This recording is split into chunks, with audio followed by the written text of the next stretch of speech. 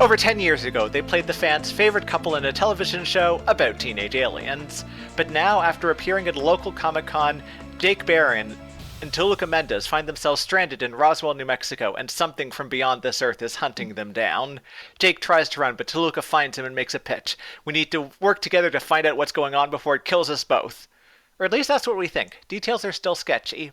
I'm Chris Cutworth. I'm Claire, and this is Illegal Aliens, a Roswell podcast. This week, we're looking at Barron and Toluca, a spiritual successor to the show that Mahanda Delfino, who played Maria on Roswell, and Brendan Fair, who played Michael, have been campaigning to make since 2016. Spend any amount of time with Roswell fans on social media lately, and you'll hear a lot of excitement about Barron and Toluca. But what exactly is it? Well, for that, I think you need to start with a 5-minute video on YouTube.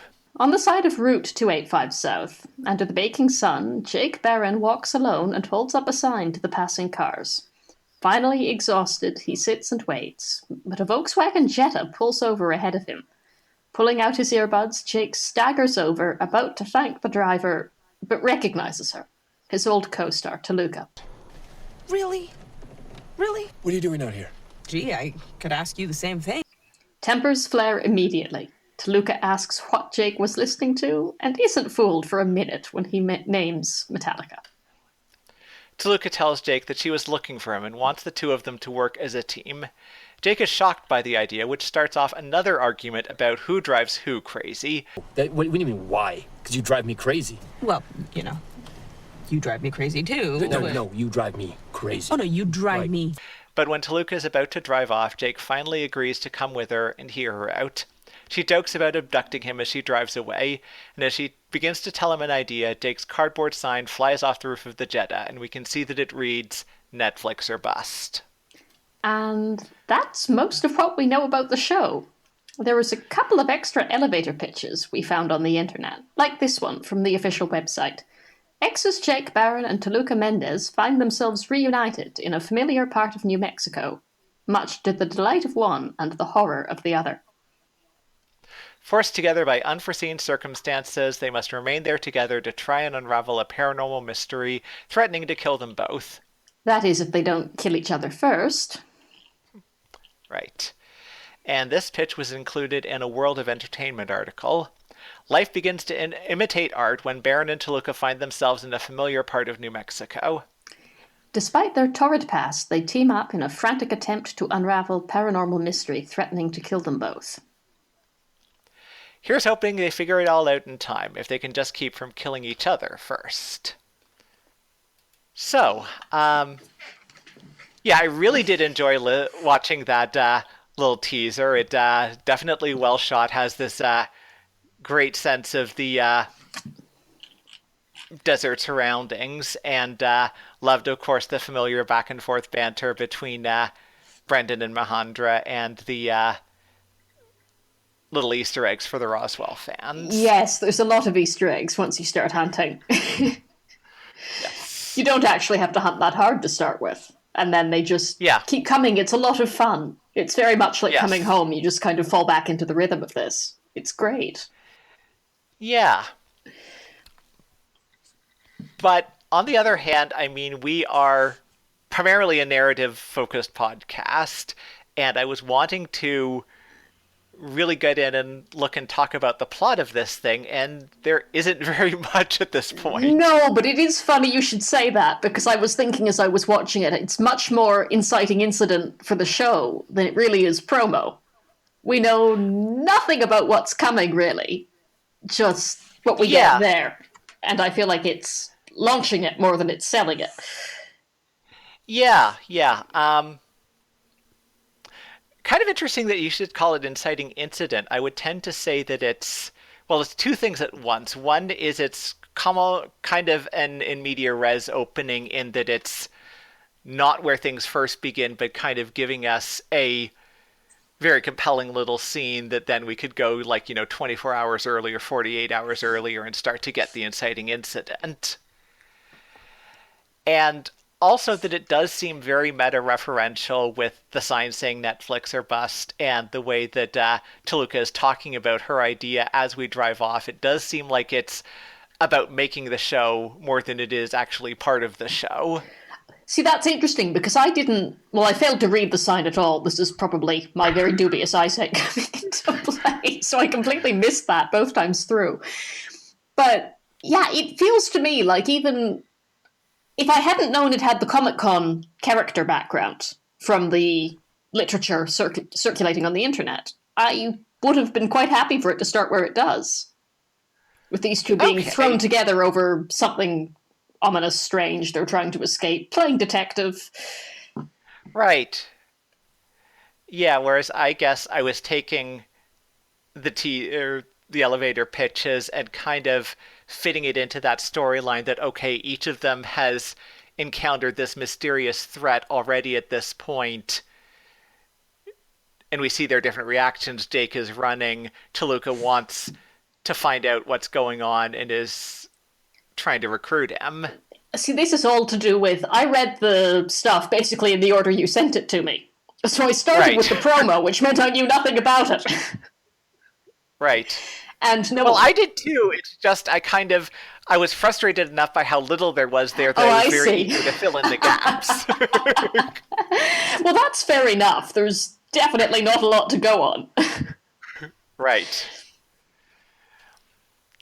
Yes, Mahendra did actually say in one of the interviews that she was keeping the plot vague so far, which I can understand. So can I. Which is quite a tricky thing to do in the day and age of the internet and Twitter and social media. So hats off to her for that. But I've liked what I've seen. Yeah.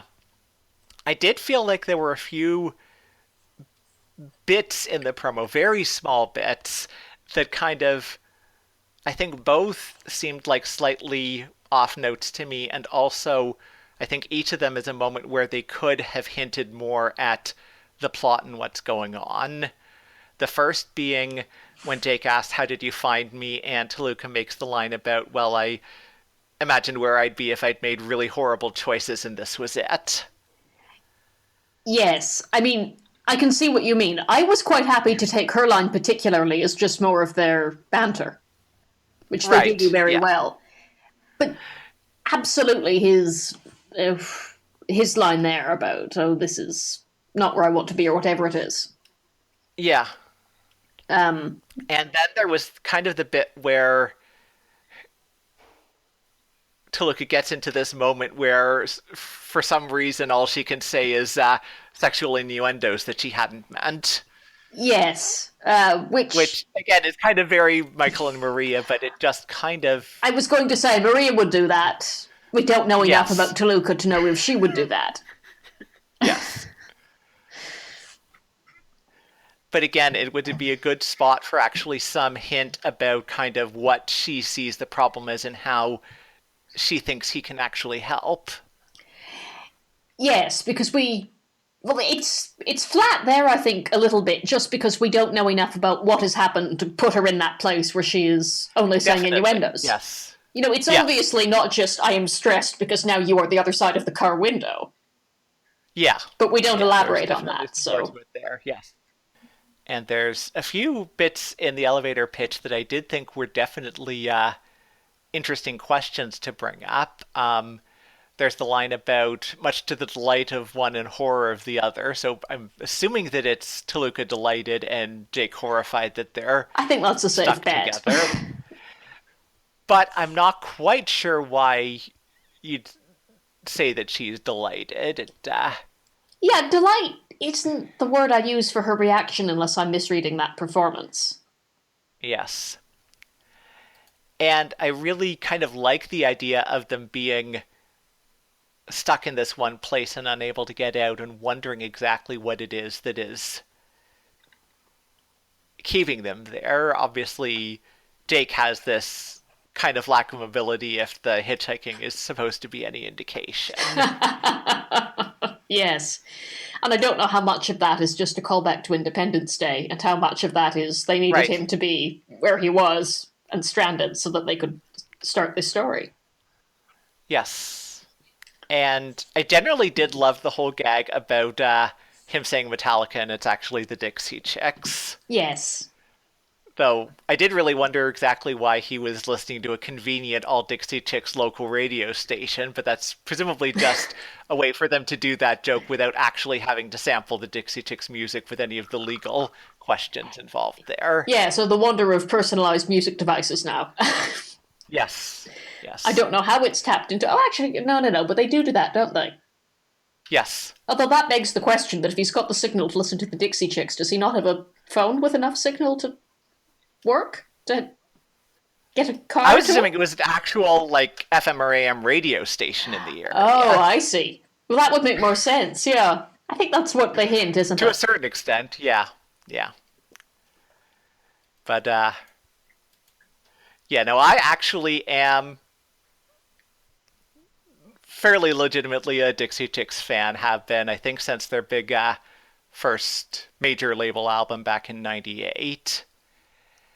And, don't like everything that they've ever come up with. The song Not Ready to Make Nice, which was released basically as a response to the death threats they were getting after they declared their shame about President W. Bush back in 2003, is amazing, I have to say. But it did also seem a slightly odd... Well, at first it seemed a slightly odd reference just because, they haven't really been putting out that much new music lately.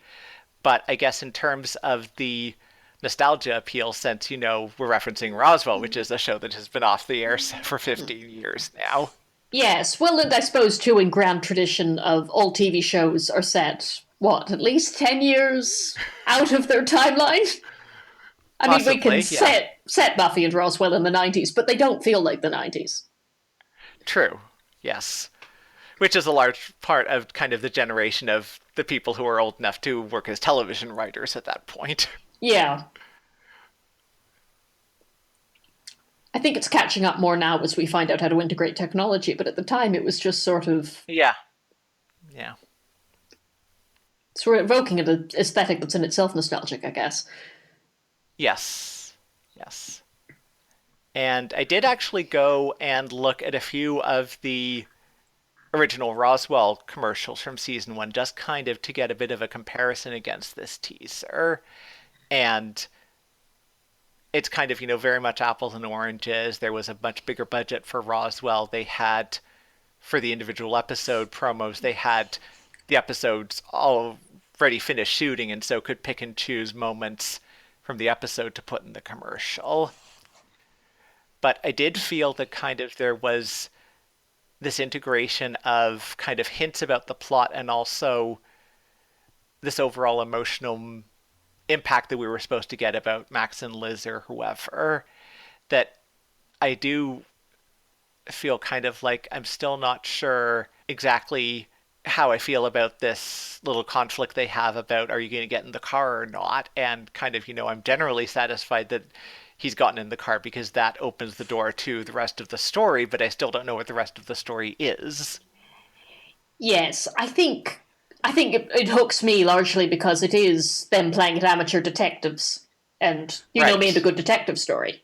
Anyone remembers Smiley, really. So, yeah,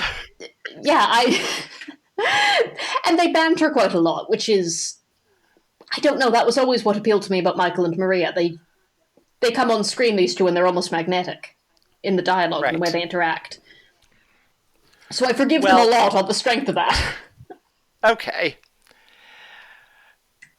I was thinking about this so much, I did actually start thinking about, okay, how would I approach this problem of coming up with a short commercial that would hint at the plot a little bit more and give us more of a sense of what these two characters are actually doing, and still be something that references all of these Roswell moments that'll hook in the fans of Michael and Maria particularly, and not be that expensive to shoot.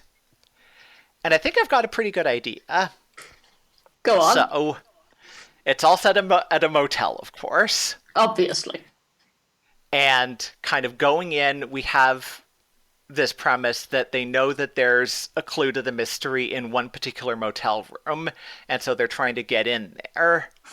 So we have the two of them going up to the man at the front desk in the first place, and possibly they immediately take contradictory tacks.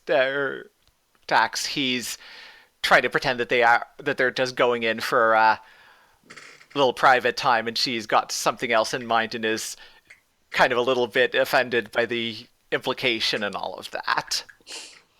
But the front desk man drops the information that, that room hasn't been through housekeeping yet. So now there's escalation. They know that they've got to get to the room before it's cleaned, because then the clue could get taken away. Mm-hmm.